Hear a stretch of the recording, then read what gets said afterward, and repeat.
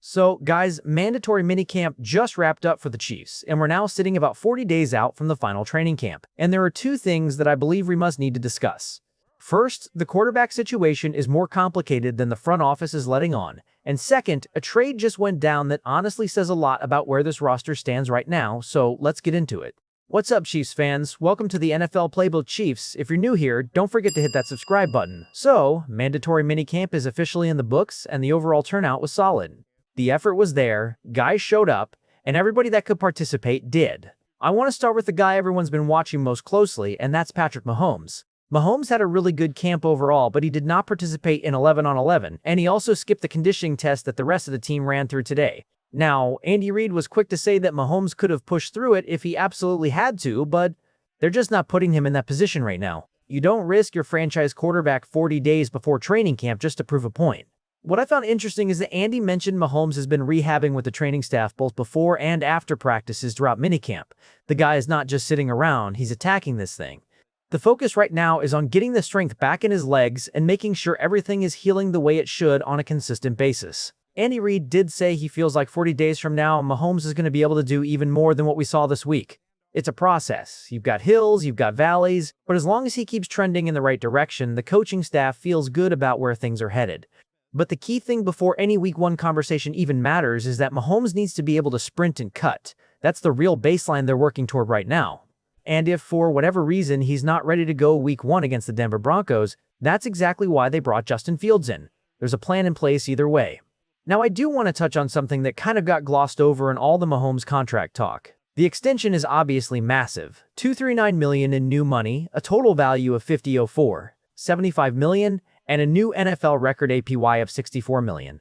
Mahomes deserves every penny, but I think a lot of people misunderstood what this deal actually does right now. Some fans were expecting it to free up cap space to go get a pass rusher or a wide receiver. This deal doesn't change anything until 2027. Mahomes already had his contract fully restructured back in February, which freed up over $30 million and brought his base salary down to just $13 million for this year. So, no additional cap relief is coming in 2026. Long-term, though, the Chiefs are absolutely getting relief, because before this new deal, his cap hit was projected at $85 million for 2027, which was never going to happen. Great move overall, just not one that helps the current situation. And speaking of the current situation, the Chiefs are sitting at around $34 million in cap space right now, and honestly, that number is not going to be enough to last through the full season. At some point, and I think sooner rather than later, the front office is going to need to free up more money through a restructure. The two most likely candidates there are Creed Humphrey and Trey Smith. I'd be surprised if we don't hear something on that front before training camp. Now, let's get into the trade because this one moved fast.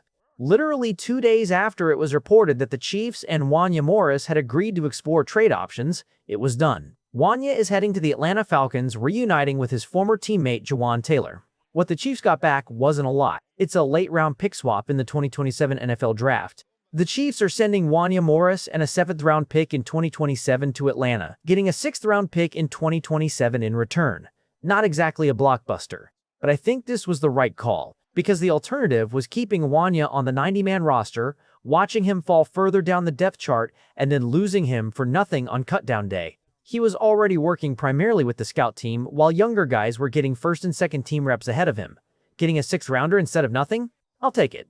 And if Atlanta doesn't have a great season, that pick could end up being an early 6th, which makes it a little more valuable. I wish Wanya nothing but the best over there. So, now the question is, who's been rising on that offensive line? Jalen Moore has been the consistent presence at right tackle, and Andy Reid made that pretty clear. But they've also been rotating others in. Guys like Issa Poole, Chukwuebuka Godric, and most recently an undrafted free agent out of Indiana named Khalil Benson, who has been turning some heads.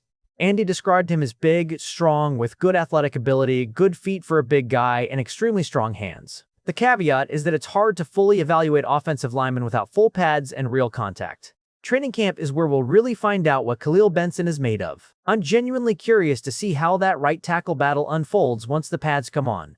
Then there's Josh Simmons. I know some people have raised concerns because he's been weighing in around 285 to 290 pounds with a goal of 300 by week 1. And yeah, that's on the lighter side for a tackle. But Andy Reid pushed back on that pretty quickly, pointing out that Simmons is just a unique player. He's extremely strong, very athletic, plays with great leverage, and it wasn't an issue last year. Andy doesn't even think putting on more weight is an absolute must. I'm going to trust the coaching staff on that one. Now, shifting over to the wide receiver room, but before that, a quick note on Travis Kelce. Andy Reid mentioned Kelce has been at the facility working most of the offseason, even during the stretches where he wasn't at the media open practices. He came back for mandatory minicamp and looked like his usual self out there. Back and rolling, very excited. Exactly what you want to hear. Now, the wide receiver room. Xavier Worthy had a really nice minicamp. Andy Reid noted he looked stronger than last year and was handling primary positions well. Worthy spoke to the media today and was really open about everything. The shoulder surgery he had in January actually gave him a chance to approach his body and rehab in a whole new way, both physically and mentally. He was in a yellow no-contact jersey, but said that was just a precaution his doctor wanted. He doesn't feel limited out there. He also confirmed he dealt with an ankle issue throughout last season on top of the shoulder, though no surgery was needed on that one. And I respected how honest Worthy was about the wide receiver room underperforming last year. He's not making excuses. He gets why fans want to see another addition, and he knows they have to step up this year. Right mindset heading into year 3. But, the guy I'm most excited to watch heading into training camp from that group is rookie Cyrus Allen. This 5th-round pick has been a real riser throughout OTAs and minicamp, getting reps with both the 1s and the 2s while Rashee Rice has been unavailable. Worthy himself called him an electric route runner with explosion, good ball skills, and real football smarts. The young mistakes are still there, taking too long in his routes, things like that, but Worthy was quick to say those are correctable and thinks he's going to be special this year.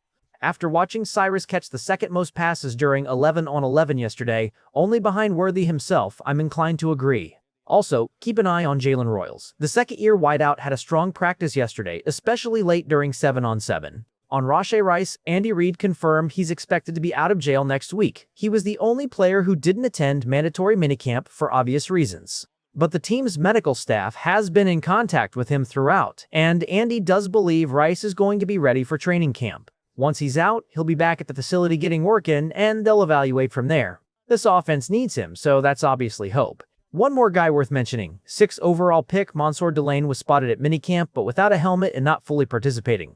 Turns out he hurt his shoulder and they kept him out as a precaution. But Andy said he should be good at going to training camp, so there is nothing to panic about. And having L'Jarius Sneed back is a nice addition. Andy made clear that he's always been a fan, said Sneed looks healthy and feels good after the knee and quad issues he dealt with in Tennessee. The deal is extremely team-friendly, a base salary of just $2 million with up to $8 million more available in incentives, which doesn't put much of a burden on the cap at all. All things considered, minicamp ended on a positive note for the Chiefs. But there are real things to monitor over these next 40 days. The cap situation, Mahomes' recovery progress, that right tackle competition, and how ready Rashee Rice is going to be when he walks back through those doors. Training camp is going to tell us a lot. Let me know in the comments where you think the biggest question marks are on this roster right now and whether you think the Wanya Morris trade was the right call. Let's go, Chiefs.